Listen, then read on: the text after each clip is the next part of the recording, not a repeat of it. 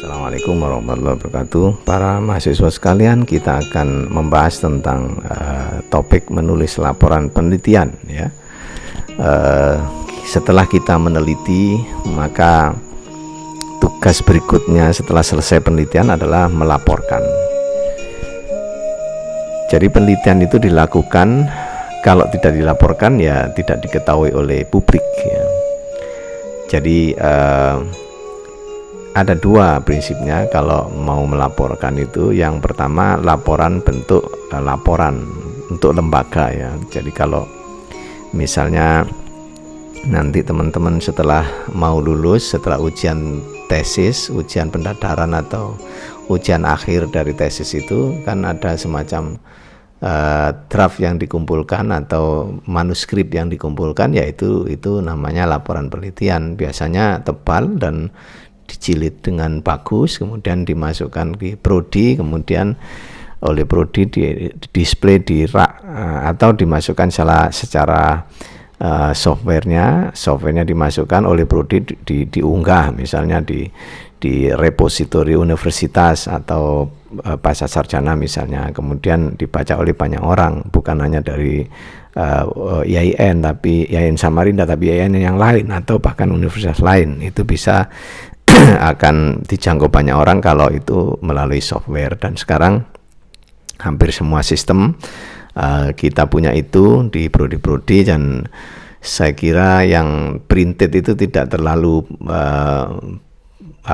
dipentingkan sih, tapi masih sampai saat ini masih universitas masih menginginkan itu, ya kita sampaikan.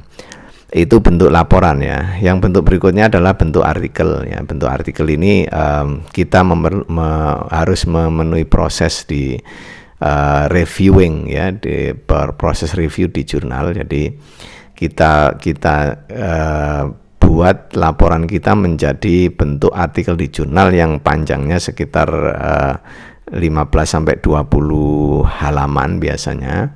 Disingkat ya laporan kita itu, kemudian dimasukkan di sebuah jurnal, baru nanti direview oleh reviewer dan editor di situ, kemudian baru dinyatakan diterima, masuklah kita penelitian kita di dalam jurnal itu. Kalau jurnal itu jangkauannya lebih luas, artinya semua orang bisa mengambil atau mengunduh ya di jurnal itu dan membaca, dan bahkan di cite atau dirujuk. Saya tidak menjelaskan tentang laporan yang berupa bentuk laporan penelitian yang di lembaga karena sudah ada buku pedoman, jadi nanti teman-teman mengikuti aja buku pedoman di pasca ya. Saya kira yang saya ingin sampaikan adalah bagaimana cara membuat artikel di jurnal ya, hasil dari penelitian kita di tesis. Jadi pertama harus mengenali cakupan jurnal yang akan kita sampaikan artikel kita ya. Misalnya jurnalnya tentang apa. Kalau kita bidang kita PAUD ya, atau PAUD ya, bidangnya dilihat jurnal PAUD, jurnal kan banyak itu, masukkan di situ. Kemudian pastikan kita mengunduh template jurnalnya, template artikelnya di jurnal itu pasti ada itu. Kemudian pastikan kita punya Mendeley. Kemudian plagiarisme checkingnya juga kita lihat, kita ngunduh software plagiarisme checker yang free, yang seperti saya sampaikan di kuliah itu. Kemudian baru substansi artikelnya harus tahu mana-mana yang disingkat gitu ya, mana-mana yang dimasukkan, mana yang tidak perlu gitu. Baru mari kita melihat jurnal dulu. Ini jurnal ya, misalnya jurnal ini jurnal Dinamika Ilmu ya, jurnalnya IAIN Samarinda. Kita lihat ada yang saya kasih bulatan-bulatan merah itu, login register. Jadi nanti teman-teman kalau mau memasukkan artikel ya register dulu, baru kalau sudah punya password dan username itu masuk login, diklik ya, itu nanti masuk, baru memasukkan artikel, nanti ada langkah-langkahnya di situ. Kalau hanya teman-teman hanya ingin membaca artikel di jurnal ya cukup klik yang archive itu jurnal artikel-artikel dari jurnal itu. Yang kedua, pastikan jurnal itu ada indeks ya, terindeks. Indeksnya itu mungkin sementara kalau S2 saya rekomkan 3 indeks itu harus ada di jurnal. Kalau salah satu boleh, kalau tidak ada semuanya 3 itu jangan dimasuki jurnal itu. DOAJ, Sinta, Google. Nah, jadi kalau ada Google-nya, tidak ada Sinta tidak apa-apa, tapi agak rendah posisinya kualitas menurut di Indonesia gitu ya. Tapi kalau Sinta tidak ada, Google tidak ada DOAJ masih sudah cukup gitu. Atau Google saja sudah cukup. Tapi kalau tidak ada sama sekali, hanya beberapa yang kelihatan itu yang lain-lain misalnya, atau bahkan tidak ada indeks sama sekali, jangan dimasuki, itu jurnal abal-abal. Kemudian lihat namanya template ya. Di jurnal itu pasti menyajikan template yang harus diunduh. Itu yang saya kasih garis lingkaran merah, template jurnal. Nah, kalau itu diklik itu muncul Word ya, bentuk templatenya, artikelnya itu seperti apa, fontnya dan seterusnya, judulnya, jarak, margin dan seterusnya itu diatur mereka sudah. Kita tinggal memasukkan artikel kita dalam bentuk Word. Kemudian mengecek jurnal untuk reputable jurnal itu jurnal Scopus ya. Jadi kalau mau ngecek Scopus, kalau memang kita bagus nanti tesisnya oleh dosen pembimbingnya disarankan ke Scopus, dicek dulu, cari jurnal Scopusnya. Kalau sudah ketemu nama-nama jurnal Scopus untuk yang bidang Anda, masukkan di Simago. Nah, klik aja di Google Search, kemudian Simago, baru nanti masukkan nama jurnal itu di search-nya Simago. Nanti kalau keluar itu jurnalnya, nanti kelihatan sampai tahun berapa Scopusnya itu. Nah, itu baru nanti masukkan jurnal itu. Kemudian DOAJ juga sama. Kalau mau memasukkan ke jurnal yang DOAJ, pastikan jurnal itu memang betul-betul DOAJ. DOAJ ini diklik di search, Google Search, kemudian begitu ada tampilan seperti ini, masukkan ke yang saya conteng hitam itu, masukkan nama jurnalnya, kemudian diklik search, baru keluar nanti. Kalau sudah keluar memang itu masuk di database DOAJ, ya berarti jurnal itu memang jurnal DOAJ gitu. Nah, sekarang teman-teman juga harus tahu Google Scholar ya. Google Scholar ini tempat database dari para penulis dan artikel-artikel. Jadi kalau mau melihat, nanti masuk Google Scholar, kemudian masukkan siapa penulisnya atau judul artikelnya, itu keluar semua. Baik, marilah kita sekarang melihat badan dari artikel ya. Badan artikel itu di dalam jurnal itu terdiri dari judul, abstrak, kata kunci, pendahuluan, kajian teori, metode, temuan dan pembahasan, kesimpulan, dan daftar pustaka. Judul itu kalau di tesisnya itu panjang, itu disingkat aja 15 kata. Jadi judul di artikel tidak harus persis judul di tesisnya. Tapi kalau tesisnya sudah singkat judulnya, ya tidak apa-apa, masukkan langsung gitu. Artinya di dalam judul itu konstruk penelitian, konstruk utama penelitian harus masuk, dan tidak bertele-tele ya. Maksudnya jangan judul yang misalnya judul yang ada tahun sekian sampai sekian, tahun ajaran sekian, itu jangan dimasukkan di judul artikel, itu terlalu spesifik ya. Jadi itu. Kemudian abstrak ya. Abstrak ini sekitar 100 sampai 150 kata ya, satu lembar biasanya. Itu isinya tentang gap-nya, isunya apa, kemudian tujuan penelitiannya, metodologi secara singkat, datanya, pengumpulan data, responden, analisis, dan seterusnya. Kemudian temuan dan pembahasan, kesimpulan. Nah, itu miniatur sebenarnya. Abstrak ini miniatur dari artikel.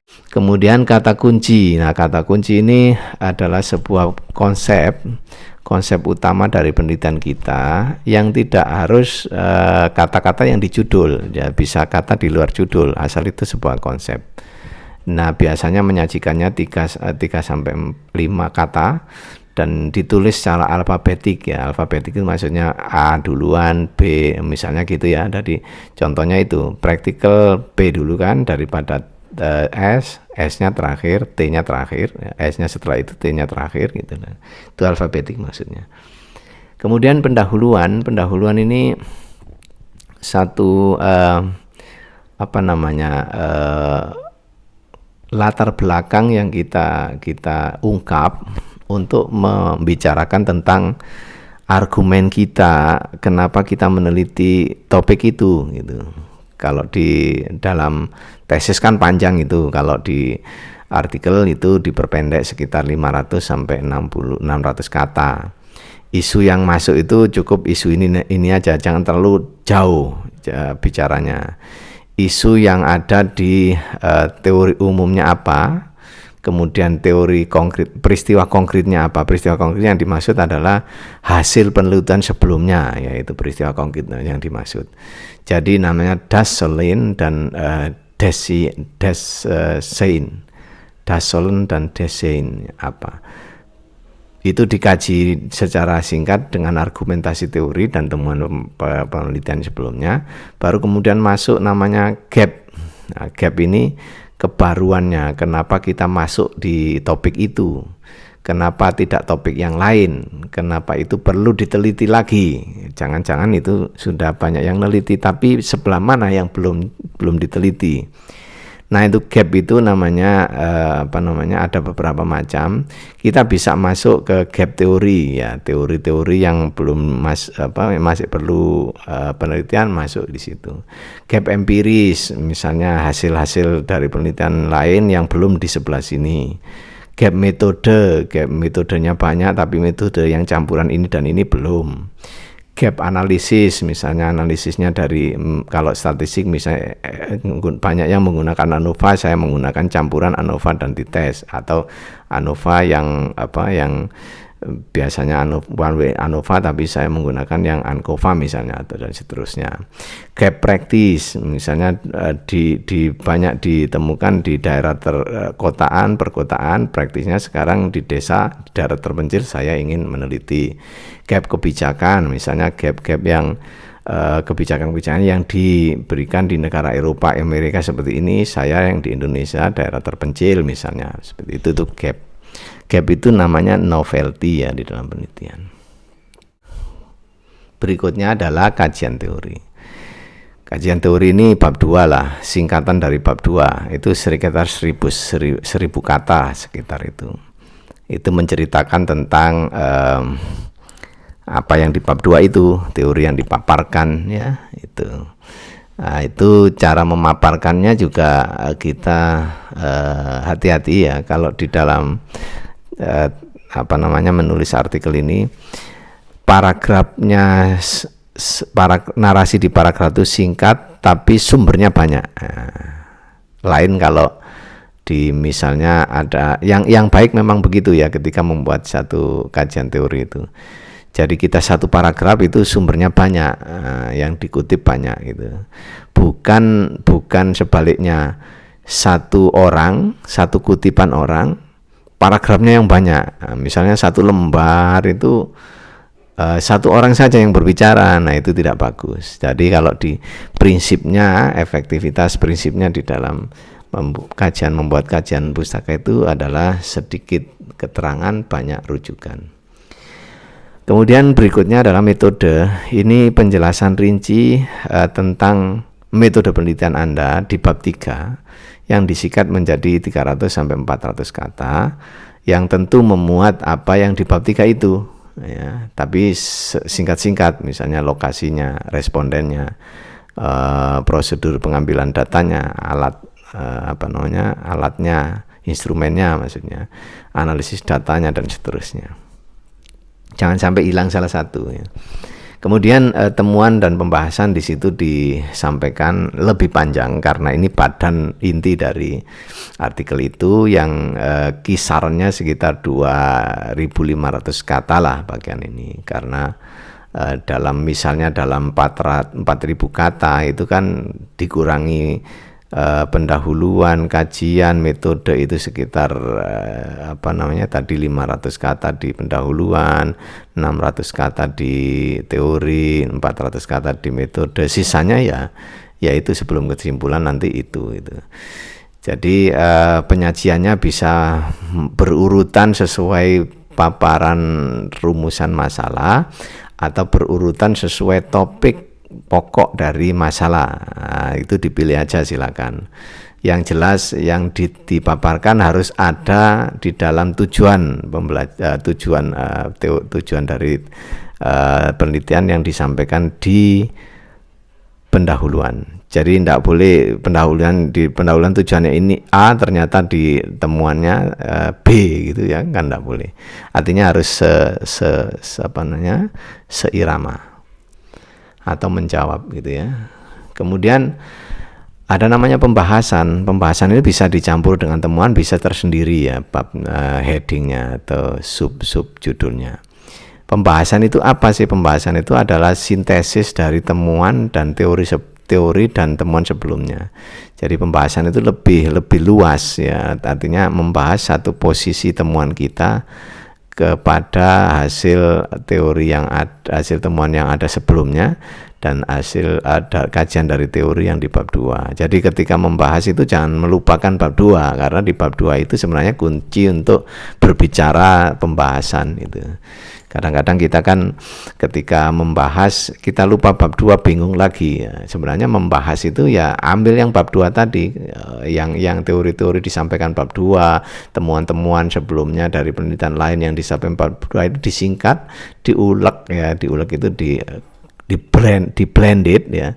Kemudian jadikan satu narasi dengan temuan kita. Nah, itu. Dan terakhirnya adalah kesimpulan terakhir isinya, maksudnya kesimpulan itu paragraf yang sekitar 300 kata yang isinya adalah say something tentang apa yang kita temukan. Say something itu beda dengan summarize ya. Summarize dengan conclusion itu beda. Kalau summarize itu menyingkat dari barang banyak menjadi kecil. Tapi kalau kesimpulan itu ada sesuatu yang kita sampaikan dari yang sebelumnya kita sampaikan. Jadi temuannya harus bersinergi dengan tujuan penelitian tentu. Tetapi kita harus menyatakan sesuatu yang firm ya, menyatakan sesuatu yang betul-betul hasil kita itu tadi, dan memberi kelonggaran pada peneliti lain nanti untuk memberikan satu kajian berikutnya itu di suggestion nanti. Terakhir teknis ini ya, daftar rujukan. Seperti saya sampaikan di dalam kuliah bahwa daftar rujukan ini adalah satu mekanik penulisan yang memerlukan kejelian, sehingga saya rekomendasikan untuk teman-teman membuat satu daftar pusaka melalui Mendeley atau sejenisnya. Jadi dengan Mendeley kita tidak direpotkan lagi ini bagaimana menulis tahunnya, di mana letaknya dan seterusnya menurut apa atau stylenya apa atau style yang lain dan seterusnya, itu semua di Mendeley ada, sehingga kita tidak lagi akan kehilangan satu daftar pusaka yang dirujuk di paragraf kita gitu. Jadi saya kira teman-teman sudah paham ini. Saya kira demikian apa yang saya sampaikan tentang laporan. Terima kasih. Assalamualaikum warahmatullahi wabarakatuh.